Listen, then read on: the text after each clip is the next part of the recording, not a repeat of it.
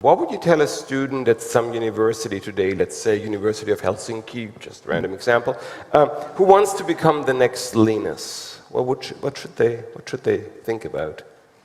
No, I mean, that's not how it works, and that's not how it should work. I mean, you shouldn't want to become the next Linus. You want to find something that you're passionate about and just do it. And in fact, one of the mistakes I think some people do is that they aim way too high. And they aim at something that is so big and so complicated that long before they reach it, they realize, hey, this will take me 20 years to get there, or 30 years. And I've only come this far. So, and that makes you frustrated. So all these motivational speakers that say, aim for the stars and maybe you'll hit the moon, that's not at all true. I mean, what you should do is have something that really makes you feel, this is what I want to do for the next 2 weeks, right? And I will get it perfect. And you have these small incremental goals. And then after the 2 weeks are over and you say, wow, I really nailed that and now I'm bored, what should I do next, right? That's the kind of model that I know I took with the kernel, and I think our current development model kind of is all about, is don't have these lofty goals of trying to reach for some very important next pinnacle. Instead, have a much more pedestrian view of making sure your next 2 weeks or 2 months is full of interesting technical problems. Yeah, it's interesting. A little over 20 years ago, the first Linux conference happened, not too far away from here in Karlsruhe. The room was a little smaller. There were about 55 of us, I think. And the goals back then were really a lot more pedestrian than today. Drew Eckerts was talking about having the first stable SCSI driver. And we were still fighting to get the complete TCP/IP stack into the kernel. That took longer than we really expected. By about a year, yes. Yeah. So if you say small goals, make it achievable, how hard is it to become a Linux kernel developer, a sub-maintainer, a maintainer, the next god? Each step is slightly harder, but it's actually fairly easy to become a kernel developer.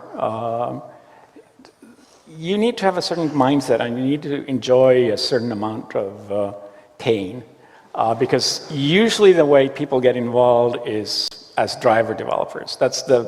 It's not the only way to get involved, but it is the common way where because there's such a plethora of different hardware out there, you can always find something that either doesn't have a driver at all, or it does have a driver, but let's face it, the driver was not a work of art, and it has a few warts, and it can be improved both performance-wise and just code quality-wise.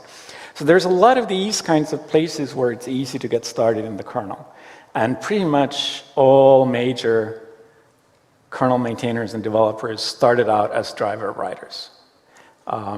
Some people are more interested in file systems, some people are interested in other areas. So there are other things, but usually the way to start is being a driver writer. Becoming a maintainer is really easy. The only thing you need to do is have infinite amounts of time and respond to email from random people.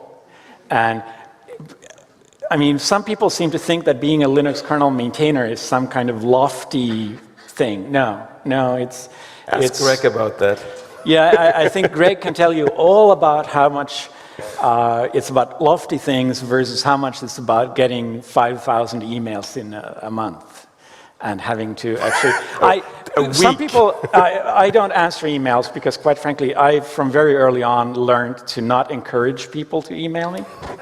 So when I talk about being a responsive maintainer, to me, responsive means responding to pull requests and making sure that people see that their code goes upstream, and does not necessarily mean responsive in the sense of responding to emails.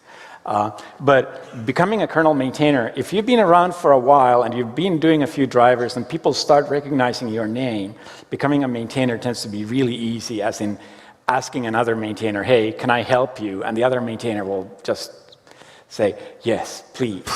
Right? And there are levels of maintainerships, and it does get harder to go up that ladder because it's not about technical skills so much as you need to gather the trust of people. And that just takes a long time. I mean, you need to show that not only can you answer 5,000 emails in a week, you can do that for 3 years running. And at that point, people say, okay, this guy is clearly not a flake, or this gal, he or she follows through, and really you can rely on that person. And that's a big deal. And that takes time and effort, in the sense that you really have to keep going at it. So the angry blinking numbers seem to tell us that we're out of time.